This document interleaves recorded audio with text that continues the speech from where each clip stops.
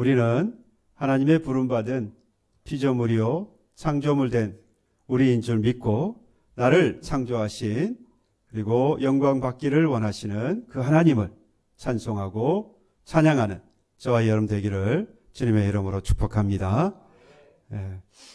지난 한 주간 하나님의 은혜 가운데에 새해를 맞아서 특별 저녁 기도에 잘 진행되었고 또 잘 마쳤습니다. 한 해 하나님께서 여러분들이 각자에게 주신 기도의 제목들, 나의 생활과 그리고 가정과 교회와 선교와 그리고 내 신앙생활에 있어서 내가 꼭 이것을 해야 하겠다라고 하는 부분들, 가정을 위해서, 교회를 위해서, 선교를 위해서, 신앙생활과 그리고 나의 삶을 통하여서 내가 꼭 해야 하겠다라고 하는 것, 여러분들 기도하셨을 텐데요. 올 한 해 이걸 잘 이루어 가셔서 정말로 저와 여러분들과 여러분들의 가정이 그 하나님의 은혜로 가득하게 넘쳐나기를 주님의 이름으로 축복합니다. 비록 마음은 있으나 나오지 못하신 분들에게도 동일한 은혜가 있기를 목사의 간절한 마음을 담아서 축복해 드립니다. 다음에는 그러니까 꼭 나오세요. 2011년에 대구에서 우리나라 최초로 국제 세계 육상 선수권 대회가 있었습니다. 세계 육상 선수권 대회가 우리나라에서 열렸다는 것도 이슈가 되었고, 그리고 또 이슈가 된 것은 당시에 세계에서 가장 빨랐던 스프린터인 바로 이 우사인 볼트가 참석한다라고 해가지고 또 아주 이슈가 됐습니다. 그래서 막 스포츠 뉴스에 입국하는 모습, 그 다음에 연습하는 모습, 막 이런 걸 중계를 하고 했습니다. 근데 이보다 더 큰 이슈가 있었어요. 그동안 단 한 번도 실수하지 않았는데, 이 우사인 볼트가 100m 결승전에서 부정 출발로 인해서 실격을 당한 겁니다. 당시에 우사인 볼트는 경기를 뛸 때마다 세계 기록을 갈아치고 있을 때입니다. 당시 이 세계 육상 연맹에서는 2009년도 이전에는 한 번 부정 출발을 하면 경고를 주고 두 번째 부정 출발을 하게 되면 실격을 줬습니다. 그런데 2009년 이후에는 한 번 부정 출발하면 무조건 실격. 그러니까 이 룰이 적용되는 바람에 우사인 볼트는 이 한 번 처음 부정 출발을 탁 하는 바람에 이 100m 결승을 뛰어보지도 못하고 실격을 당한 겁니다. 그래서 망연자실한 얼굴로 트랙에서 나가는 모습을 제가 지금도 기억하고 있는데요. 그동안 얼마나 많은 연습을 했겠습니까? 충분한 연습을 했을 것이고 훈련을 했을 거예요. 처음에 스타트하는 게 참 중요하다 그러잖아요. 우리는 뛰어봐야 다 거기서 거기라서 스타트가 중요한지 중간이 중요한지 별로 차이가 없습니다만은, 이 세계적인 선수들은 이 총성과 더불어서 얼마나 빨리 출발하느냐, 이게 또 엄청난 차이가 있기 때문에 수도 없이 연습을 하죠. 그래서 총성과 함께 스타트할 때 그 수만 번을 계속해서 연습을 했을 겁니다. 그런데 이 우사인 볼트가 실격할 수밖에 없었던 것은 그동안 준비가 되지 않은 게 아니죠. 훈련을 하지 않은 것도 아닙니다. 그 짧은 순간에 총성보다 더 빨리 움직였기 때문에 결국 부정 출발로 인해서 실격을 당한 거 아니겠습니까? 그러니까 출발 전에 이 경기 규칙은 딱 한 가지인 거죠. 총성보다 빨리 나가지 말아라. 출발 신호보다 먼저 달려서는 안 된다는 겁니다. 아무리 준비가 잘 되어 있고 아무리 능력이 있고 아무리 빨리 출발할 수 있는 그런 마음과 그리고 능력이 있다고 할지라도 출발 신호보다 먼저 움직이면 그 모든 수고와 노력이 그 한순간에 수포로 돌아가고 마는 것이죠. 제가 이걸 이제 생각하면서 물론 당시에 얼마나 이 우사인 볼트가 이 일로 인해서 상심이 됐을까 그런 생각도 들지만 이 우사인 볼트뿐만 아니라 이런 어떤 긴장감 넘치는 이런 순간에 가장 힘들고 고통스러운 것이 무엇일까를 생각해 보았더니 훈련하는 긴 시간 동안 땀 흘렸던 그 순간의 고통들, 그 시간의 고통들보다도 지금 마지막 출발하기 이전에 견뎌야 하는 바로 그 긴장감. 아마 이것이 이 선수들에게 있어서 가장 고통스러운 시간이 아니었겠나라는 생각을 합니다. 준비는 다 되어 있는데 이 준비한 것은 마음껏 펼칠 수 있는 그 마지막 순간 기다려야 하는 바로 그때. 그때의 긴장감을 이렇게 또 뭐라 그러죠? 즐기는 사람이 있다라고 하는데 그건 좀 스스로가 극복하기 위한 좋은 표현인 것 같고 그 어떤 때보다도 그 긴장감은 그 사람에게 고통을 주지 않을까라는 생각을 하게 됩니다. 제가 이 말씀을 드리는 것은 지금 오늘 본문에 나오는 이 예수님이 마치 이 우사인 볼트가 마지막 이 결승전에서 이 스타트를 하기 전 이 출발선에 서 있는 모습과 사뭇 비슷하기 때문입니다. 왠지 예수님은 지금 머뭇거리고 계시는 것 같아요. 머뭇거리시는 것 같기도 하고 또 한편으로 보면 무언가 기다리고 계시는 것 같은 그런 모습으로 보이기도 합니다. 왜냐하면 오늘 지금 이 예수님의 상황을 한번 살펴보면 압니다. 1절에 보면 그 후에 예수께서 갈릴리에 다니시고 유대에서 다니려 아니하심은 유대인들이 그를 죽이려 함이로라 라고 합니다. 지금 예수님 어디 계십니까? 갈릴리에 계셔요. 그 이유가 있습니다. 예수님께서 갈릴리에만 계셨던 이유는 예수를 죽이려고 하는 유대인 때문이다라고 이야기를 하고 있죠. 당시의 유대 지역의 분위기가 예루살렘을 중심으로 해서 유대 지역의 예수님에 대한 분위기가 적대감으로 가득 차 있었습니다. 그러니까 예수님은 현재 이 유대 지역 예루살렘으로 가지 않았던 이유는 사실 드러나는 것으로 보면 죽이려고 하는 사람들 때문에 가지 못하고 있었다라는 것이죠. 그러니까 지금은 도망간 상태는 아닙니다. 도망을 가거나 또는 뭔가 할 수 없는 상황이어서 무력한 상태에서 있었던 것이 아니라 외부적인 상황 때문에 지금 가지 못하고 있는 것으로 보입니다. 더 중요한 사실은요, 당시가 언제였느냐가 참 중요합니다. 오늘 그 다음 말씀에 보면 2절에 유대인의 명절인 초막절이 가까운지라라고 했습니다. 지금 이제 초막절이 점점 다가오고 있을 때였다라는 거죠. 그러니까 예수님께서 지금 이때는 예수님이 지금 이 7장에서 말씀하고 있을 때의 이때의 시기가 단순하게 초막절이다라고 하는 것을 우리에게 가르쳐 주려고 하는 2절의 말씀은 아닙니다. 2절에 이와 같이 말씀한 이유는 바로 3절, 4절에 보면 예수님의 형제들이 했던 말과 연관이 있어요.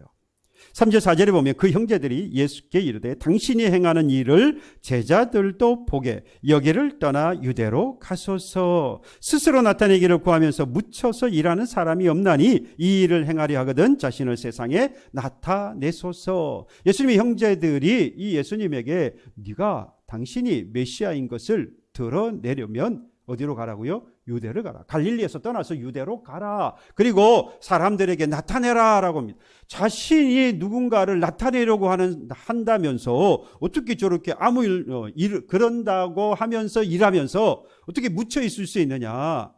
그때의 가장 좋은 때가 지금이라는 이야기예요. 지금이 언제입니까?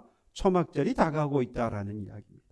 초막절이라고 하는 것은 우리가 아는 것처럼 이스라엘 백성들이 그의 조상들이 가나안에서 애굽에서 나와가지고 광야에서 40년 동안 생활할 때에 하나님께서 그의 조상들을 지켜주시고 인도해 주시고 함께해 주셨다고 하는 것에 대해서 기억하고 감사하여서 그날 초막을 짓고 그러니까 장막, 텐트를 치고 일주일 동안 생활하는 겁니다. 그러니까 두 가지를 이 기억을 하는 겁니다. 첫 번째는 자신들의 조상들이 광야에서 40년 동안 하나님이 함께 하시고 하나님이 인도해 주셨다는 것을 기억하는 거예요. 또 한 가지는 그렇게 하나님께서 함께 하셨던 하나님이 지금 우리에게도 함께 하신다라고 하는 것. 그 함께 하시는 하나님께서 구약에 누구를 보내심으로 메시아를 보내심으로 함께 하신다라고 하는 것을 그들이 기대하고 있는 거예요. 그러니까 구원하시고 그들을 지키시고 인도하시는 하나님을 기억하고, 그리고 한편에서는 뭘 기대한다는 거예요? 메시아가 오실 것에 대해서 기대하는 날이 바로 초막절인 겁니다. 이 초막절은 특히나 이 절기를 지키기 위해서 사방에 흩어져 있던 사람들이 유대 지역으로 몰려오고, 그리고 예루살렘으로 모이게 되어집니다. 그러니까 많은 사람들이 바로 이 예루살렘 중심으로서 유대 지역으로 몰려드는 거예요. 나라로 다시 들어오게 되어지는 겁니다. 지방에 있는 사람뿐만 아니라 외국에 있었던 사람들도 이 절기를 지키기 위해서 사람들이 다 모여들게 되는 거예요. 그러니까 이때에 이 예수님의 형제들이 하는 이야기가 바로 이 이야기입니다. 사람들이 지금 가장 많이 몰려들 때니까 지금 네가 메시아인 것을 드러내면 사람들이 한꺼번에 다 들을 수 있지 않느냐. 여러분 어떻습니까? 예, 맞는 말 아니겠어요? 좋은 말입니다. 그런데 5절에 가서 보십시오. 이는 그 형제들까지도 예수를 믿지 아니함이라. 여러분 이건 무슨 말이냐면, 이건 지금 이 기록하였던 요한복음을 기록한 이 사도 요한이 지금 당시의 상황을 가지고 그의 형제들이 했던 말에 대해서 주석을 단 거예요. 주석을 단 거예요. 왜 이와 같이 3절 4절과 같이 이야기한 줄 아느냐? 그 이유는 그 형제들까지도 예수를 믿지 아니했기 때문이다 라고 이야기하는 겁니다. 이 말은 다시 표현하면, 이 형제들이 초막절이니까 사람들이 많이 모이니까 가서 당신이 메시아인 것을 드러내십시오. 그러니까 갈릴리를 떠나서 유대로 가라고 미는 것이 응원의 메시지가 아니라는 이야기예요. 지금 당신이 메시아니까 가가지고 탁 드러내면 사람들이 와 하고 받아들일 것이니까 힘을 내고 가십시오. 긍정적이고 또 응원의 메시지를 담아서 그렇게 보내는 게 아니었다라는 이야기예요. 네가 가가지고 사람들에게 내가 메시아다라고 하는 것을 그 사람들에게 다 선포를 하고 알리면, 그러면 우리도 한번 믿어볼까 생각 중이다. 이 정도 표현인 거예요. 여전히 이 형제들까지도 예수가 메시아인 것을 아직 믿지 못한다라는 이야기를 하고 있는 겁니다.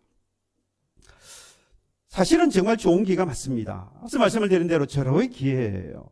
당시 예루살렘 주변으로 해서 이 유대 분위기가 앞서 말씀을 드린 대로 예수님에 대한 적대감이 흐르고 있었긴 했습니다만은, 말씀을 드렸는데 예수님이 메시아라고 하는 사실을 드러내기에는 이보다 더 좋은 시기, 이보다 더 시기적절한 때는 없다라고 할 수 있어요. 많은 사람들이 모여드는 때니까. 게다가 뭐 한다고 그랬어요? 하나님이 함께 하시고 메시아에 대한 뭐를요? 기대감으로 절정을 이루고 있는 때가 바로 이 초막절이기 때문입니다. 그때 예수가 탁 나타나셔서 내가 너희들이 기다리던 메시아다라고 하는 것을 외치면, 그동안 그동안 예수에 대해서 호감을 갖고 있던 사람들은 환호성을 지를 것이고, 적대감을 갖고 있었던 사람들 가운데에서도 반신반의했던 사람들이 분위기가 바뀔 수 있잖아요. 완전히 적대감을 가지고 했던 사람들은 어쩔 수 없고, 그 사람들은 여전히 뭐 할 사람들입니까? 예수가 예수라고 내가 메시아라고 외치든 말든 여전히 그 사람들은 죽이려고 하는 사람들이고, 여러 가지 상황들을 비추어 볼 때에 정말로 지금 이때가 예수님이 스스로 메시아인 것을 드러내기에 정말로 시기적절하고 그리고 좋은 기회인 것은 분명한 사실입니다. 많은 사람들이 모이는 민족의 이 명절에 메시아인 것을 기대하고 있는 기대가 절정을 이루고 있는 그때에 스스로 드러낸다고 하는 것은 정말로 지혜로운 일입니다. 어쩌면 꼭 해야 할 때가 바로 지금이라고 할 수 있지요. 사람들의 시선과 열기와 관심이 완전히 집중되어 있는 바로 그 예루살렘에서 우뚝 서서 외치기만 하면 되는 거죠. 이 형제들이 하는 말이 그래서 옳다라는 생각이 듭니다. 지금이 아니면 언제가 더 좋겠냐.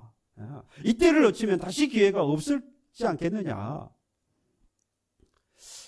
생각해보면 인생의 많은 선택이 바로 이 지금이라는 판단 위에서 이루어지는 것을 볼 수 있습니다. 지금 어떻게 하느냐에 따라서 인생의 성패가 갈릴 때가 많더라라는 것이죠. 핀란드의 회사인 노키아를 여러분들 아마 아실 거예요. 2000년대 중반까지 이 노키아 회사는 세계 최대 휴대폰 제조 업체였습니다. 잘 유지가 되어 왔어요. 전성기인 2000년 초중반 때에 아주 글로벌 휴대폰 그런 시장 점유율이 휴대폰에 가지고 시장 점유율 무려 40%가 넘는 아주 글로벌한 그런 회사였습니다. 그런데 그 당시 그러니까 회사 휴대폰에 관련한 어떤 기술이라든지 그 다음에 이 특허라든지 자본이라든지 이것들이 잘 갖추어진 그런 회사였습니다. 그런데 2007년에 아주 획기적인 사건이 나타난 이슈가 있습니다. 애플사에서 아이폰을 출시를 하게 되어집니다.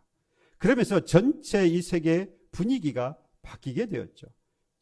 스마트폰이 피처폰 뭐 이런 거에서 이제 스마트폰, 핸드폰 자체가 완전히 지각 변동이 일어나게 되어집니다. 그런데 이 노키아는 여기에 발맞추지 않았어요. 아이폰이 출시되는 기점으로 해서 스마트폰이 전환이 되고 있는 이 시기에 오히려 시기를 늦추어서 결국에는 2010년대 초반에 아주 급격하게 몰락하게 되어집니다. 내부적으로는 알았어요. 스마트폰을 앞으로 사업으로 전환을 해야 한다라고 하는 것은 인식은 공유를 했는데 문제는 대처의 시기였다라는 이야기입니다. 그들은 아직까지도 이 피처폰이 시장이 남아있다, 많이 있다. 지금 이제 뭐 스마트폰이 나오기 시작했지만 우리가 앞으로도 충분히 이 피처폰을 사용할 수 있다. 시장이 있다. 그리고 지금까지 우리가 투자했던 이 모델들 이것들이 아직도 유용하니 사용하면 될 것이다. 이것을 많이 중단하면 우리가 볼 손해가 너무 크다. 뭐 이런 여러 가지 이유들을 가지고 시기를 미루었던 것이죠. 그러다가 결국 2013년에 휴대전화 사업부가 매각이 되어지게 됩니다. 한때 세계 최대 1위의 휴대 관련 세계 1위의 글로벌한 그런 기업이었는데 시장 당시에 완전히 이제 퇴장을 하고 맙니다. 실패의 원인은 아주 명확했어요. 지금 바꿔야 할 때 바꾸지 않았다라는 것입니다. 우리도 일상을 살다 보면 이런 말을 종종 하게 됩니다. 그때 병원에 갔어야 하는데 그런 생각하지 않아요, 그렇죠? 그때 내가 사과를 했어야 했는데, 그때 내가 멈췄어야 되는데, 그때 내가 했어야 했는데. 제가 이걸 생각해 보니까 주로 이 돈하고 관련이 많이 돼 있어요. 내가 그때 주식을 샀어야 되는데, 주식이나 코인이나 부동산 같은 경우, 그때 내가 그 부동산에 투자하지 말았어야 되는데, 그런 어떤 시기를 가지고 우리가 많이 생각을 하죠. 대부분의 인생의 실패라고 하는 것이 물론 잘못된 선택, 그것 때문에 이루어진 일이기도 합니다만은 그게 전부는 아닌 것 같아요. 잘못된 선택보다 선택해야 할 때 선택하지 않은 경우, 또는 선택하지 말아야 하는데 선택하게 되어지는 경우. 그러니까 중요한 건 지금 무언가를 해야 하느냐, 해야 하지 않느냐, 이에 대한 결과는 물론 나오겠지만 중요한 것은 바로 지금이라고 하는 사실을 내가 어떻게 받아들이고 하느냐라고 하는 것이죠. 아직이 아니라 지금이었는데 미룬 그 순간이 인생을 바꿀 수도 있다라는 사실. 또는 바꿔 말하면 지금이라고 하는 이때에 하지 말아야 하는 것인데, 해야 하는 것인데 미루고, 하지 말아야 하는 것인데 당겼던, 지금 해버렸던. 그래서 중요한 것은 지금이라고 하는 이 포인트가 중요한 것이 아니겠느냐라는 겁니다. 지금 우리는 사과를 해야 하고, 지금 우리는 잘못된 행동과 말을 고쳐야 하고 그만둬야 하고, 하나님께서 내게 주신 올 한 해의 기도의 제목, 지금 내가 나의 개인의 생활과 그리고 가정과 교회와 그리고 선교에 관련해서 그리고 나의 신앙 생활에 의해서 내가 무엇을 해야 할 것인가 하는 일들을 뭐 하지 마라, 지금 미루거나 당기지 말아야 한다는 것이죠. 그런데 요한복음 7장에 등장하시는 예수님을 보면 이 상황들에 대해서 다르게 접근하고 있는 것을 봅니다. 지금 초막절이에요. 사람들이 많이 모이고 있습니다. 메시아에 대한 가장 기대가 높이 지금 절정에 이르고 있는 상황입니다. 예수님에 따르는 제자들도 이미 많이 있는 거예요. 그런데 예수님께서는 왜 지금 이 상황에 자신을 메시아로서 드러내기에 가장 시기적절한 바로 이 좋은 기회인데도 불구하고 이 초막절이라고 하는 이 무대에 예수님께서 서지 아니하시고 거절을 하신 것일까? 제가 고민을 해보니까 정말로 예수님은 거절하신 게 맞나라부터 시작을 해봤습니다. 아무리 봐도 예수님께서 이제 그 다음 내용에 가서 보시면 10절 이하에 가서 보시면요, 예수님은 그 명절에 예루살렘에 올라가신 모습을 볼 수 있어요. 그러니까 지금은 제자들에게, 이 형제들에게, 그리고 주변에 있는 사람들에게 하셨던 이 말씀은 결국에는 아니 가시겠다 또는 메시아인 것을 뭐하는 그 사실을 숨기려고 했던 것은 결코 아니었다라는 것이죠. 다만 지금 뭐가 문제였느냐? 예수님의 입장에서 볼 때의 가장 큰 문제는 지금 사람들이 기대하고 있는 메시아에 대한 방식, 그러니까 사람들이 기대하고 있는 메시아의 모습과 예수님께서 보여주시려고 하는 예수님의 모습이 완전히 달랐다라는 것 때문에 지금 예수님은 그들 앞에, 사람들 앞에 메시아로서 드러나려고 하지 않았다라고 하는 겁니다. 사람들이 당시 원하고 있었던 메시아의 모습은 로마를 무너뜨리는 왕입니다. 그들을 압제하고 있는 로마로부터 구원하는 정치적인 왕을 구하고 있었습니다. 공개적으로 나타나서 힘을 보여줄 수 있는 바로 그런 왕을 그들이 원했던 거죠. 그런 메시아를 원했어요. 그런 구원자를 원했습니다. 그 상황에서 예수님께서 마치 모든 사람들이, 많은 사람들이 모여있는 곳에서 나는 메시아다라고 외쳤을 때에 유대인들은 무슨 생각을 했겠습니까? 그들이 원했던 메시아로 그 예수를 생각하겠지요. 당연히 그래서 우리를 로마의 압제로부터 구원해 줄 왕이 왔구나라고 환호성을 지르게 되어질 겁니다. 결국 예수님의 정체가 무엇이 됩니까? 십자가하고는 아무런 관계가 없는 그런 메시아로 드러나게 되어지는 것이죠. 이 사실을 예수님은 너무나도 잘 아셨던 겁니다. 이렇게 잘못된 그런 메시아로 사람들에게 드러나는 것을 예수님께서 막기 위해서 지금 너무나 잘 아셨던 상황을 잘 아셨던 예수님은 지금 뭐 하신 겁니까? 멈추신 것이죠. 멈추셨다 그러면 결정적인 이유는 뭐라는 이야기입니까? 사람들의 요구가 아니라 바로 나를 보내신 아버지, 나를 보내신 아버지의 뜻이 무엇인지를 알았고 그 뜻을 이루기 위해서 지금 멈추고 계셨다라는 것이죠. 우리는 이미 잘 알고 있습니다. 예수님께서 이 땅에 메시아로 오셨을 때 그 메시아의 모습은 뭐였습니까? 우리를 모든 죄에서 우리를 구원하시기 위해서 이 땅에 오신 메시아였습니다.